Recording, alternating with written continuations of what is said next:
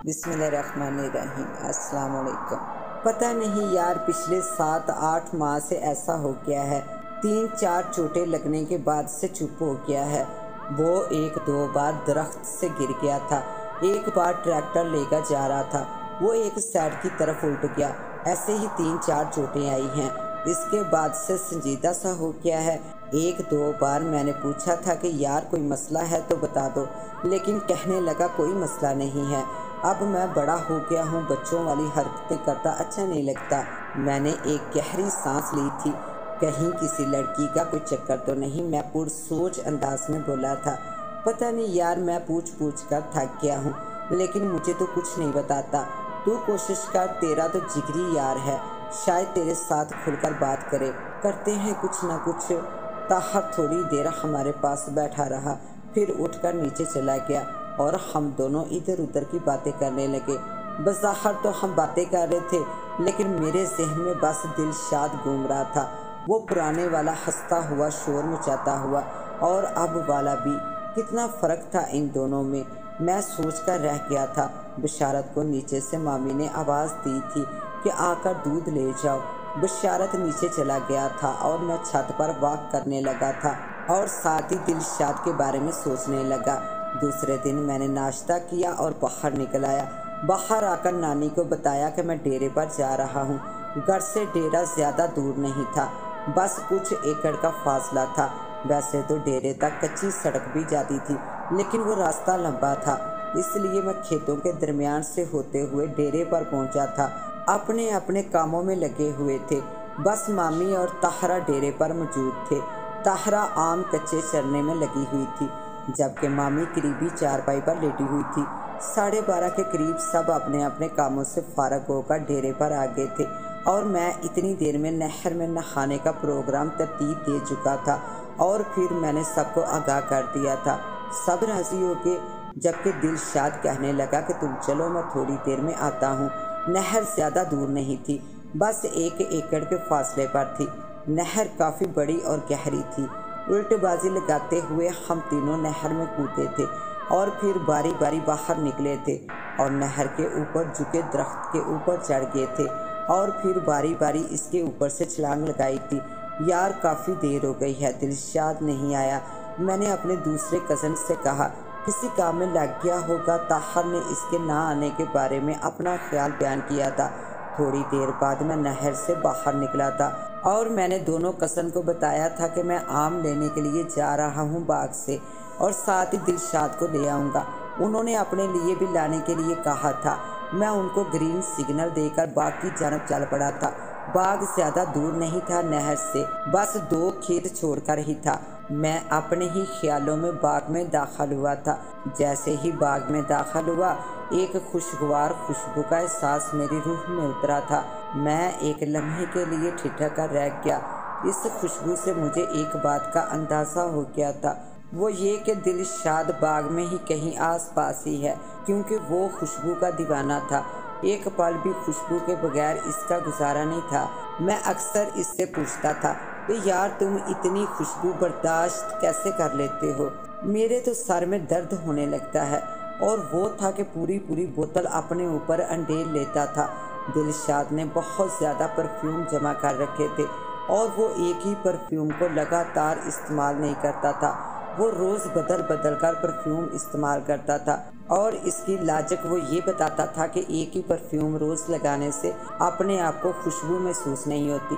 मैं एक मीठे आम के दरख्त पर चढ़ गया था और फिर एक आम तोड़कर एक करीबी मजबूत टहनी पर बैठ गया था और आम खाने लगा था और साथ ही इधर उधर देख रहा था कि दाईं तरफ मुझे चारपाई पर दिलशाद नजर आया। मैं जिस आम के दरख्त पर था वो इससे काफ़ी फासले पर था, लेकिन साफ नजर आ रहा था। दिलशाद को देखकर मेरी नज़र इस पर ठहर गई थी और मैं आंखें फाड़कर इसकी तरफ देखने लगा था। मैं अपनी आंखों को दोनों हाथों से मसल रहा था, लेकिन मंजर नहीं बदला था। मैंने इस अमल को 2-3 बार दोहराया था, लेकिन मंजर वैसे का वैसा ही था। मैं काफ़ी हैरान हुआ था दिलशाद को देखकर, क्योंकि हैरान होने वाली बात भी थी। दिलशाद चारपाई पर कुछ इस तरह से लेटा हुआ था जैसे सर के नीचे गाँव तकिया हो, लेकिन वहाँ तकिया था ही नहीं। लेकिन दिलशाद का सर बुलंद था, चारपाई से काफ़ी ऊपर, और दिलशाद बड़े सुकून के साथ लेटा हुआ था। मैं तकरीबन 5 मिनट देखता रहा, लेकिन दिलशाद वैसे का वैसा ही लेटा रहा। मैं जल्दी से दरख्त से नीचे उतरा था और आहिस्ता आहिस्ता दिलशाद की तरफ बढ़ा था। थोड़ा सा करीब किया तो मैंने देखा दिलशाद बिल्कुल नॉर्मल हालत में लेटा हुआ था। वो मेरा वहम था या इसमें कोई हकीकत थी, मैं इनके दरमियान फ़र्क नहीं कर पा रहा था। शायद गर्मी का असर हो। मैं खुद पर और अपनी सोच पर हंसा था। भला ऐसा भी मुमकिन हो सकता है? मेरा भी दिमाग चल गया है। मैं खुद पर मुस्कुराते हुए दिलशाद की तरफ बढ़ा था। एक चीज़ मेरे दिमाग ने महसूस की थी और मुझे आगाह किया था, वो ये कि जो खुशबू थोड़ी देर पहले मैंने महसूस की थी, अब वो नहीं आ रही थी। मैंने इसको भी अपना वहम समझा था, क्योंकि खुशबू हो या बदबू हो, जल्द ही दिमाग में रच बस जाती है और महसूस होना बंद हो जाती है। मैंने भी यही ख्याल किया था और दिलशाद की तरफ बढ़ गया था। अचानक मेरे जहन में दिलशाद की डायरी घूमी थी। मुझे याद आया था कि दिलशाद बाकायदगी से डायरी लिखता था, और वो भी जुनून की हद तक। वो खाना खाना भूल सकता था, लेकिन डायरी लिखना नहीं। दिलशाद डायरी हर रोज़ रात को लिख कर ही सोता था। ज़रूर वो अब भी लिखता होगा। जैसे ही मेरे जहन में आया था, मैं जल्दी से उठा था। मैंने कमरे की एक एक चीज़ इधर उधर करके रख दी थी, लेकिन मतलूबा चीज़ अभी तक नहीं मिली थी। कुछ पुरानी डायरियाँ हाथ लगी थी, लेकिन वो मेरे किसी काम की नहीं थी। जब काफ़ी देर के बाद कुछ हाथ ना लगा तो मैं थक हार कर बैठ गया, और फिर अचानक एक ख्याल आने पर मैं जल्दी से उठा था और जाकर बेड का गद्दा उल्ट दिया था, और फिर मेरी आंखें चमक उठी थी क्योंकि एक डायरी वहाँ नज़र आ गई थी। मैंने जल्दी से डायरी उठाई थी और आकर कुर्सी पर बैठ गया था, और अब दुआ करने लगा था कि ये वो मतलूबा डायरी ही हो। मैंने जल्दी से डायरी खोली थी, लेकिन अगले ही पल सारी खुशी खाक हो गई थी, क्योंकि डायरी पर जो आखिरी तहरीर दर्ज थी वो 6 माह पहले की थी, और आगे सारी डायरी खाली पड़ी थी। आखिरी तारीख की जो डायरी लिखी हुई थी वो काफ़ी मुख्तसर थी। मैंने यूं ही बेख्याली में डायरी की आखिरी 2 ऊपर वाली लाइन पढ़ी थी, और मैं चौंका था। मैं शायद आज के बाद डायरी ना लिख सकूंगा, क्योंकि डायरी से तो बंदा अपने दिल की हर बात शेयर करता है, लेकिन अब मैं नहीं कर सकता और झूठ में लिख नहीं सकता। इसलिए बेहतर यही है कि इसको ना लिखूं। मैं जल्दी से पीछे का वर्क उल्टने लगा था और तारीख के बाद दर्ज लफ्ज़ों को पढ़कर अंदाज़ा लगा रहा था, और फिर एक पेज पर जाकर रुक गया था, क्योंकि तारीख के बाद नई ज़िंदगी की हेडिंग दी हुई थी। मैं रुककर इसको पढ़ने लगा था। मुझे लगता है आज मेरी नई ज़िंदगी की इब्तिदा हुई है, क्योंकि आज से पहले मैंने ज़िंदगी का ये रूप देखा ही नहीं जो आज महसूस कर रहा हूँ। मुझे लग रहा है कि मुझे मोहब्बत हो गई है, और वो भी पहली नज़र में। नहीं लग नहीं रहा, बल्कि दिल को यकीन हो गया है।